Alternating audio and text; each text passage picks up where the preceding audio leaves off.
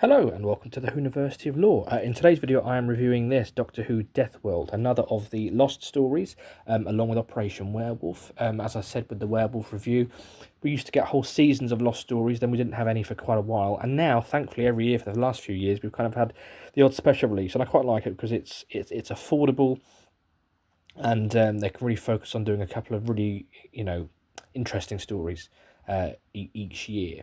So this is Deathworld, which was the original version of the Three Doctors, and I have to say, it's so far my favourite Big Finish release of 2024. It would have been nice if they'd done it last year, actually, for the 60th. But it's just incredible. I prefer it to the Three Doctors, but of course what you have to remember is, first of all, William Hartnell was very ill when they were filming the Three Doctors, which is why they couldn't do a lot what they did. Also, there's the fact that with audio you can do things that you can't always do visually with a budget. And also, Big Finish is very much aimed at fans. So there's a lot of this which was really geared towards me as a fan, which I absolutely loved. John Dorney did an excellent job. Whereas... where was I going with that? Whereas the original Three Doctors was aimed at, first of all, a general audience, but also an audience perhaps didn't have the encyclopedic knowledge that we have of Doctor Who today. And there were barely any target novels at the time, and there was no way you could really relive old adventures or old Doctors other than your own memory and the memory of people that you might have known. So yeah, this is a proper festival of Doctor Who in its 10th anniversary, and it fits in with the canon. It leads into the Three Doctors beautifully. Another John Dorney trait where he always makes sure it fits nicely on your shelf. It leads into the Three Doctors. We've got Jamie McCrimmon back, which I know was planned and didn't happen on screen. We've got the Brigadier and the First Doctor as an inspired pairing.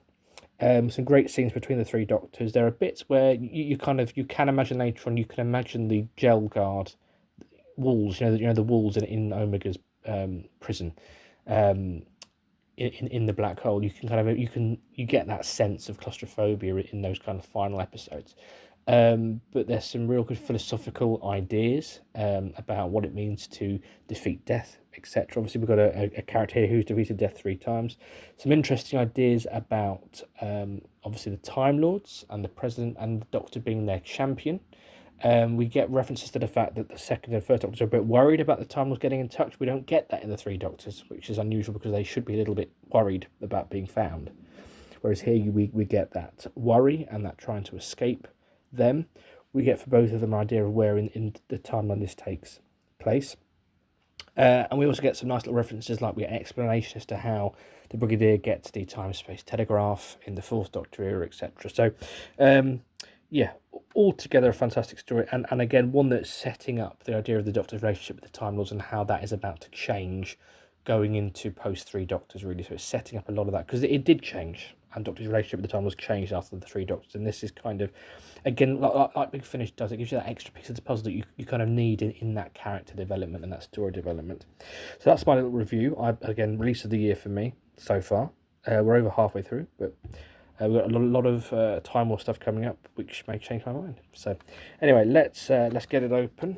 And inside we have got the reverse logo here, the Third Doctor era logo, and inside we have got a photograph of most of the cast. We've got Stephen Noonan as the First Doctor, we've got Tim Treloar as the Third Doctor, Joe Grant, and other members of the cast as well. So yeah, obviously we've got the crew list. And there's the cast list there with the Third Doctor titles behind it, and it is a 2-disc set with music suites, etc., bonus features, interviews, some great insights from like Michael Troughton and from Stephen Noonan, is always kind of a powerhouse of knowledge about the show and its lore and what he brings to it.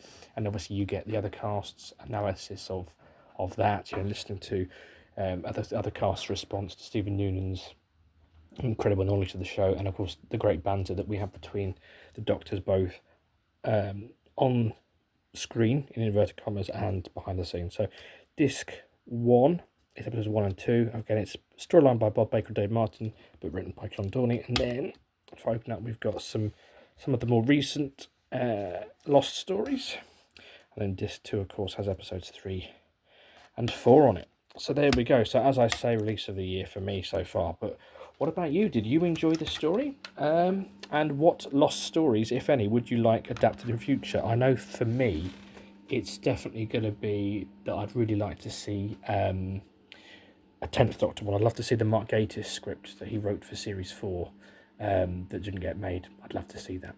But do let me know in the comments below. As always, don't forget to like and subscribe. Look forward to speaking to you soon.